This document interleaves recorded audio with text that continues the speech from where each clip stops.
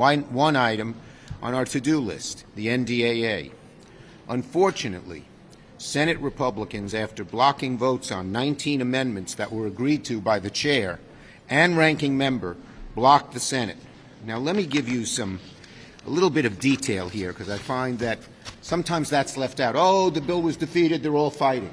Listen to this, okay? How bipartisan this was. Okay, it was brought first, Inhofe and Reid worked together, completely together in committee. There were, I got to get the number here, hold on. There were, well, I think it was 243 amendments, many of which were bipartisan, that were agreed to. They've been working together in that regard. 321 amendments, 143 bipartisan. The bill came out of committee 23-3. Then, in preparation for debate on the floor, the managers worked on a substitute amendment which had at least 50 amendments, 27 of them from Republicans. Senator Inhofe, the ranking member, worked with Democrats. It was a Reid-Inhofe agreement. It wasn't a Democratic agreement. It was a Reid-Inhofe agreement. On top of all that, they also reached a bipartisan agreement to hold 19 amendments here on the floor before Republicans blocked it. Now, here's the point that I hope you will tell American people about. We offered more amendments than all of the amendments that the Republican majority offered together in 2017, 2018, 2019, and 2020. Okay? There were 2 amendments in 2017 when McConnell was leader, 5 in 2018 when he was leader, 3 in 2019 when he was leader, and 7 in 2020. So the number of amendments offered exceeded all the amendments offered during the 4 years when McConnell was leader. So the idea that this wasn't fair, that this was not giving due course to Republican concerns, is absolutely wrong. Absolutely wrong. Republicans blocking such an accommodating and common-sense path forward used to be unimaginable. It wouldn't have happened under any other Republican leader. But it's another example of dysfunction. The Republican Senate is in dysfunction because certain renegade members seem to get whatever they want and are never reined in. Never, even on something like the NDAA, which is something we've always done in a bipartisan way and came to the floor in a bipartisan way. But we're not giving up. We're going to keep going forward. The objection of a handful of Republicans won't deter us. So we hope to get some kind of agreement on the NDAA, but it's got to be an agreement that's fair, that's balanced, and that has a path to quick closure. We're not going to drag this on for 2-3 weeks. We have too much else we have to do. Also, by the end of the week, both parties must come to an agreement for funding the government and avoiding a needless shutdown. With so many critical issues to be addressed before the end of the year, the last thing the American family needs right now is a shutdown. The House is working to send us a CR that will fund the government until early next year. Senate Democrats are ready to pass this legislation, get it done as soon as possible. We'll also continue working with our Republican colleagues to do it, to move a CR quickly, so we can keep the government operating and avoid a needless holiday shutdown. But let me be clear again. If a handful of Senate Republicans choose obstruction, there will be a Republican-manufactured shutdown caused by Republican dysfunction once again in their caucus. I hope Republicans will not take the country down that road. We urge Republican colleagues to work with us. And as I have said to you before, my goal is to have the Senate take action to debate and pass the President's Build Back Better legislation before we hit Christmas Day. As soon as the necessary technical and procedural work with the Senate parliamentarian has been completed, it continues on through this week. The Senate will take up this legislation. As Senate Democrats are continuing to meet with the parliamentarian, and once that's complete, we're ready to move Build Back Better to the floor. As I've said many times, no one should expect legislation of this magnitude to be easy. We've been working at this for several months, but at this point, we're closer than ever to lowering the cost of child care, making pre-K universally accessible, cutting taxes for working and middle-class families, and taking the next bold step in the fight against climate. We have a lot to do before the Christmas break. We'll keep working until we get it done. Senator Durbin. What is the job of a United States Attorney? There are 80 of them in the United States. They represent the Department of Justice in every state of the Union. There are several in my state. It's one of the most important jobs when it comes to law enforcement, one of the most important jobs when it comes to the administration of justice. Under the Trump administration, those 80 U.S. attorneys were proposed by President Trump's administration to the Congress, to the Senate Judiciary Committee, which I chair. Of those 80 that were proposed by the Trump administration, every single one of them went forward without a hearing and without a record vote. All 80 Trump U.S. attorneys were approved. Oh, how many were delayed by the Democrats in those days? One for 1 week. That was it. And all it took was a voice vote to approve him at the end of that week. What we're facing now is the opposite. The Republican senators, at least one in particular, have decided to stop the U.S. attorneys, but hold tight, just those in Democratic states. Stop the appointment of U.S. attorneys in Democratic states. It's the first time we've run into this in modern history in the Senate Judiciary Committee, but it's a further indication of how far they will go to stop nominations, whether they're judges, U.S. attorneys, ambassadors, or key members of the administration.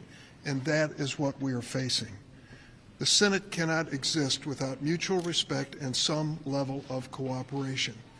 I've been here long enough to have seen a lot of it, and I've seen it as it is breaking down right now.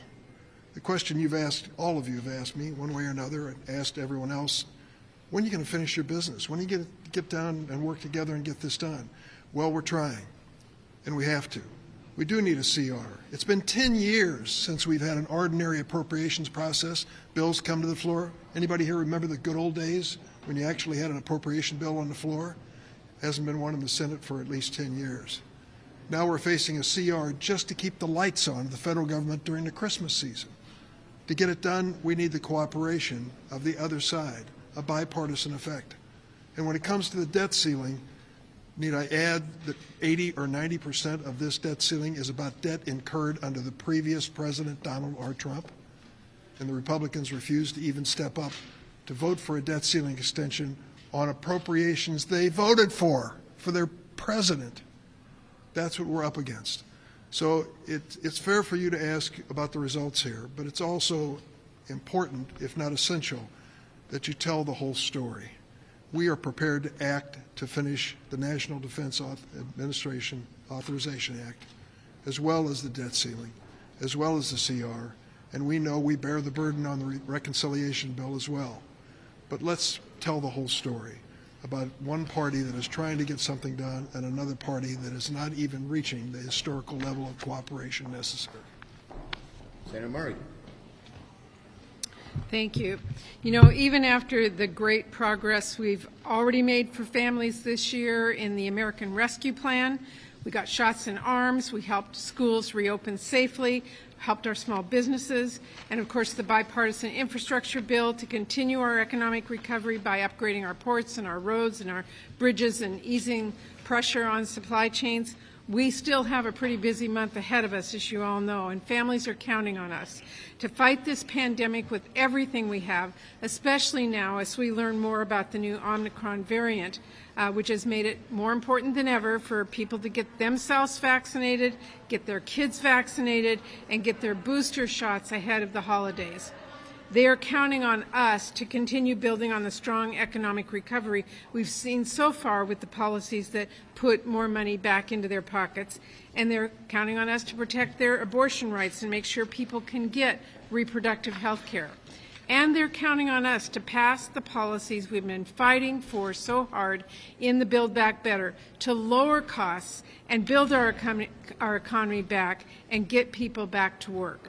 We have plenty of work to do, We're going to get it done, even if Republicans would rather play political games like dragging out the process on a bill that supports our troops and repeal the 1991 and 2002 authorizations for the use of military force, or like making it an open question whether the government will stay open over the holidays and whether or not we will take action to avoid a credit default, which would be unthinkably catastrophic to our recovering economy and to families across this country.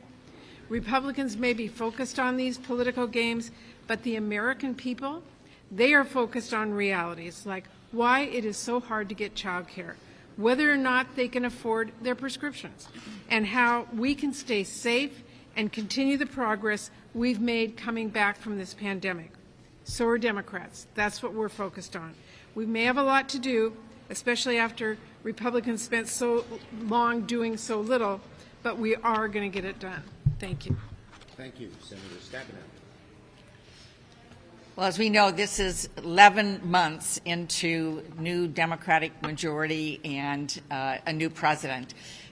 We have been working so hard and, frankly, getting so much done, it feels like 11 years. But it's actually been 11 months that we have been moving forward, sometimes with bipartisan support and an awful lot of the time with the Republican leader and their caucus dragging their feet, as we know, on appointments, now on the NDAA, on issue after issue, trying to slow down what we're trying to do to put people first.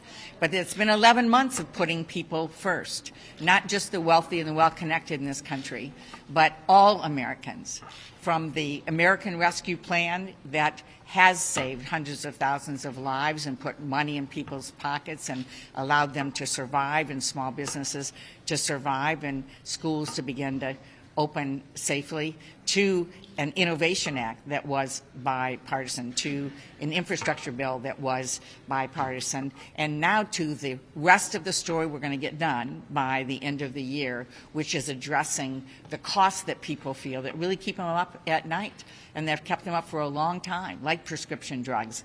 We're willing to do what's necessary to take on the special interests, to cap insulin costs at $35 a month. And we won't get one Republican, we're told, that will support capping insulin prices for families at $35 a month rather than hundreds and hundreds of dollars. We're told we won't get one vote to bring down the cost of child care or focus on workforce development and ways to help people get back into the workforce to be able to successfully go back to the workforce where we have had millions of jobs created in the last 11 months. So we're committed to doing whatever needs to be done to move the country forward, to right-size the tax system so everybody's contributing.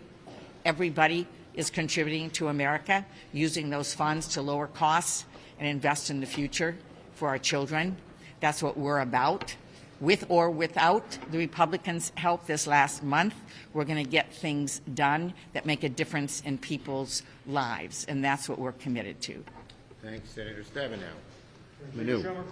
Wait. You keep saying this listener's time frame to get this bill. Yes. Senator Manchin has not committed to that time frame. You met with them today. Has he given you any assurances that he'd be willing to move forward on this bill before Christmas? We've had a good meeting with Senator Manchin today. We mainly talked about climate issues, and we're going to get this bill done with 50 Democrats before Christmas. That's our goal. Yes, next. Well, as I said, we're going to get it done with Christmas, and our goal is to get all 50 votes before then. Yes. I couldn't hear your... Well, look, I agree with what the President said in terms of people getting vaccinated. I think he's taking good, cautious, and peremptory action on the new variant. And I hope the American people, I've said this yesterday to New Yorkers and to Americans, get vaccinated. The reason these new variants keep growing is they grow among the population that is not vaccinated. It gives the variant the ability to get started and then multiply, mainly in unvaccinated people. So even if you say, well, I don't want a vaccination for myself, by not being vaccinated, you are actually creating the sort of agar, if you will, for variants to grow. So get vaccinated. Yes. First of all, my condolences. Thank you. Thank you. Well, you sent me a note. I appreciate it, Chad. Yeah, so the question is here, with the debt ceiling, Leader McConnell says, the two of you have been talked before here. Do you sense a softening in his position, considering the hard line he drew back in October after he looked at the debt ceiling? Look, I think that first, Leader McConnell and I are having good conversations on this. I'm not going to get in details. We have not come to an agreement. Anyone who says there is an agreement is not correct. But I think that what we need to do is come up with an agreement that doesn't risk the full faith and credit of the United States. It's never been risked before, in a way that both parties can support. And that's what we're achieving. That's what we're trying to achieve. Mayor Schumer, will the Senate definitely address the debt limit in December? Look, we're going by Treasury's guidance. They say right now December 15th, so we have to address it by then. We'll go by Treasury's guidance. Yes. To what degree are you engaged in discussions or negotiations about specific elements of Build Back Better now? I know there's still parliamentary issues to work with, but things like paid leave, are you confident you can keep that in? Look, I'm working with Senator Murray, Senator Gillibrand, Senator Stabenow, and many others. We want to see paid leave in the bill. Leader Schumer. Yes. Quick one on the debt limit. Will it be done through reconciliation? As I said, Leader McConnell and I have been having very good negotiations, or I would say good negotiations, and don't want to oversell. And the bottom line is we hope to come up with a bipartisan agreement that both parties support that doesn't risk us in the debt limit. Last one, yes, right there, standing on your tiptoes. With the rise of Omicron, are you I couldn't with the rise. the Omicron variant? Sorry. Are you considering additional legislation to address that? We've heard the administration may want as much as $16 billion to address Look, I think that it would be foolish for us not to try and address this in a timely way. I have not heard that the administration has not asked me for anything at this point, but if they do, I would hope we would follow their lead, look at it carefully, but follow their lead and get something done. Thank you, everybody.